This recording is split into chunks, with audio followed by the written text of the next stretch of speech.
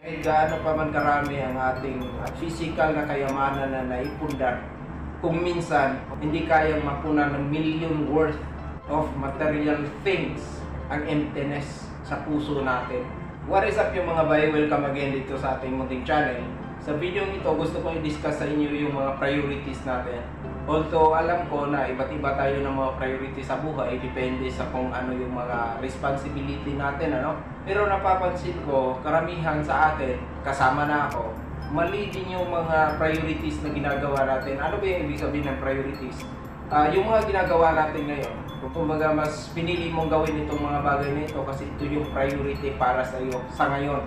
Kaya lang nasasabi kong kuminsan mali yung priority natin dahil sa nakakaligtaan natin yung mas importanteng mga bagay na dapat nating i-prioritize sa halip na itong ginagawa natin ngayon.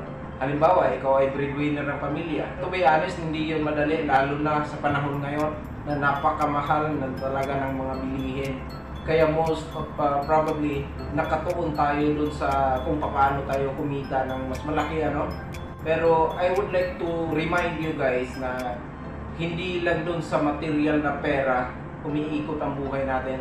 Para sa akin, umiikot ang buhay natin sa apat na aspeto ng buhay na hindi pwedeng isa man doon ay mawala. Kumbaga, namuhay tayo dito sa apat na ito ng sabay. Pero ano ba itong apat na ito na tinutukoy ko?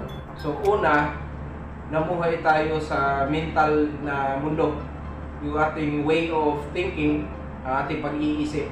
Pangalawa, sa emotional na mundo, kung ano yung feelings natin. Pangatlo, physical and material na mundo, itong katawan natin, anong mga pag-aari, including na doon yung wealth o money, kasama doon sa physical and material world. Fourth, yung spiritual thing o spiritual world kung saan namuhay tayo as in sa ating astral body, no? Ngayon, depende na sa iyo kung naniniwala ka dito sa pang-apat. Pero palagay ko, ikaw na nanonood sa akin ngayon, naniniwala ka na mayroong spiritual na mundo. Itong apat na ito ay parehong importante ito sa buhay natin. Again, mental, emotional, physical and material, spiritual. Hindi pwedeng mawala isa man dyan sa apat na yan. Kasi hindi ka rin magiging masayang totally kapag ka may isa man dyan na missing sa apat na yan. Walang kapayapaan sa pag-iisip, lalo na sa damdamin. Well anyway, lahat ng apat na yun ay importante. Kaya kung ang goal natin sa buhay ay para maging masaya at maging masaya yung mga taong mahalaga sa atin, ano? Kailangan natin i-manage ang apat na ito. Kasi kahit gaano pa man karami ang ating physical na kayamanan na naipundar, kung minsan or madalas, hindi kayang mapunan ng million worth of material things ang emptiness sa puso natin. So good luck sa ating lahat and God bless sa inyo mga bay.